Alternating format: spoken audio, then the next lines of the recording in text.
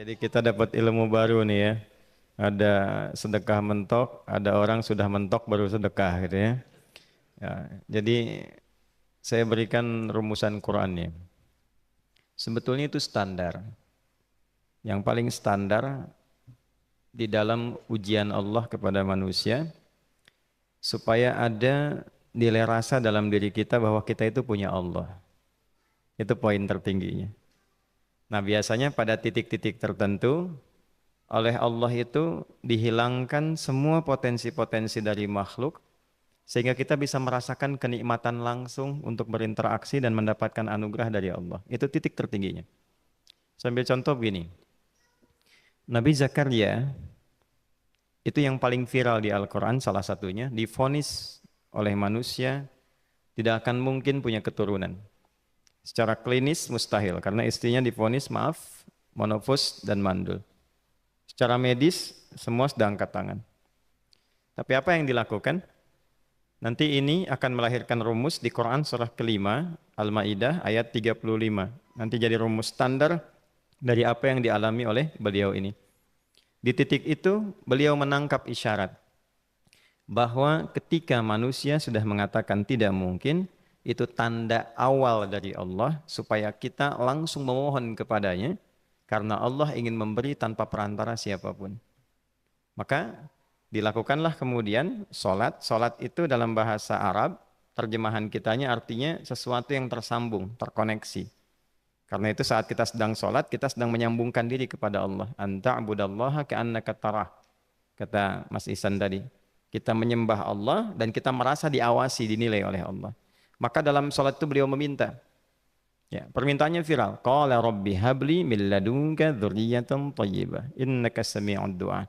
Bahasa bebasnya begini, ya Allah, semua memvonis aku tidak akan mungkin punya keturunan. Sekarang aku memohon kepadamu saja yang tidak punya batas dalam pemberian.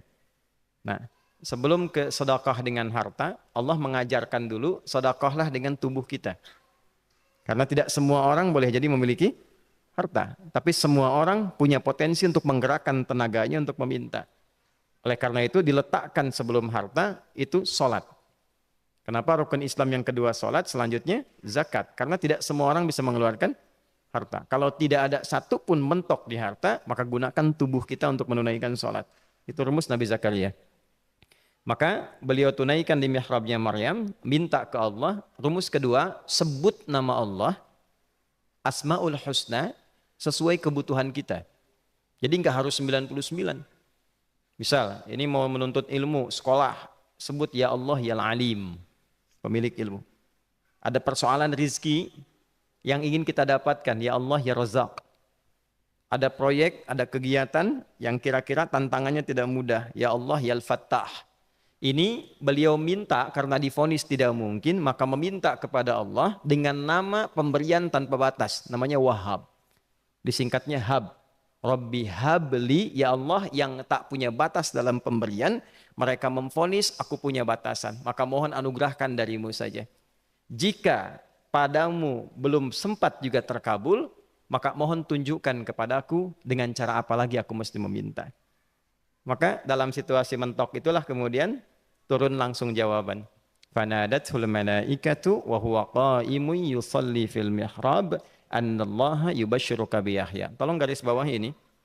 Orang-orang yang langsung memiliki kesadaran saat di titik paling krusial, terendah, dan kita merasa tidak punya apa-apa, lalu ada kesadaran kita punya Allah dan meminta, itu seketika nggak ada sekat, langsung dijawab.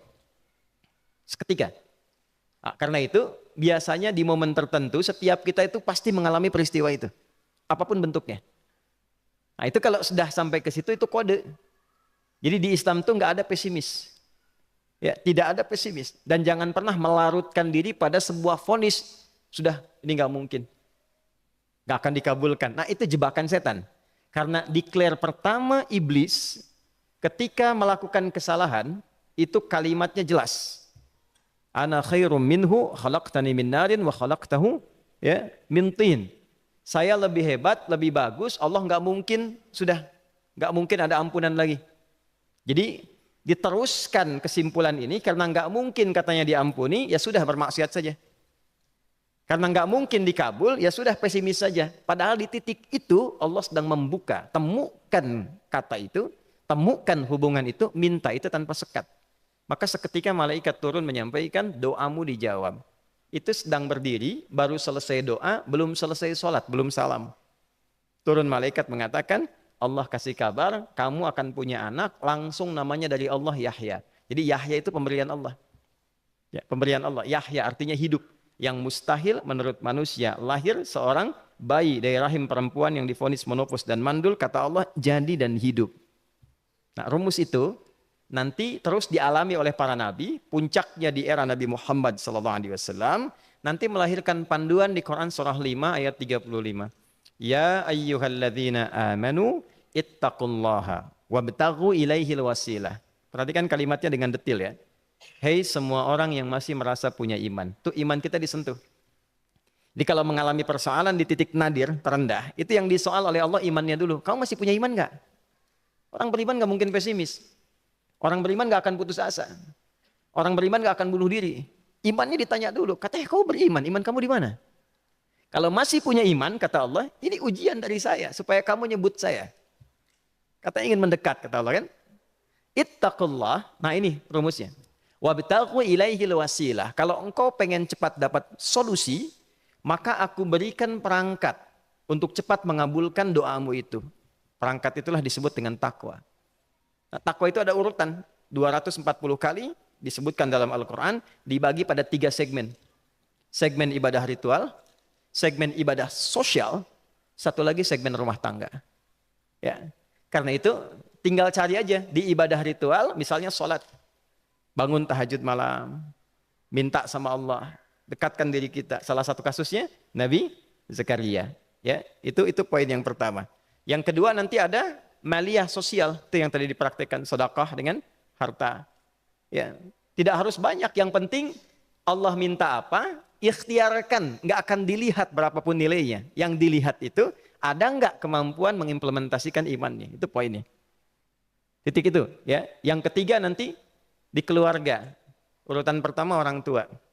Kata Ibnu Abbas radhiyallahu taala anhuma, tidak ada satupun aku melihat amalan tertinggi yang menarik perhatian Allah untuk memberikan ampunan pada orang tobat atau mengabulkan doa dengan cepat kecuali berbakti pada orang tua. Dan kisahnya viral sekali di Al-Bukhari, 3 orang terjebak dalam gua, kemudian tertutup batu besar karena berteduh hujan, tapi tertutup batu besar. Lalu ketiganya mendorong, tidak pernah bisa mengeluarkan tenaga yang mampu mengeluarkan mereka dari batu itu. Gak bisa gerak. Satu di antara 3 orang ini mengusulkan, sudah ini tanda dari Allah, jangan gunakan kekuatan kita lagi, kita diminta menggunakan kekuatan yang Allah berikan. Coba kita cari amalan rumus takwa tadi. Satu di antara 3 itu mengatakan, ya Allah, saya punya seorang ibu. Setiap kali saya berangkat kerja, saya akan selalu siapkan hidangan untuk ibu, khusus untuk susu sebelum tidur, itu saya yang minumkan langsung kepada beliau. Itu berlanjut selama hidup saya seperti yang kau ketahui. Satu kali, saya pulang dari kantor, dari pekerjaan, ibu saya sudah tertidur. Sementara susu belum diminum.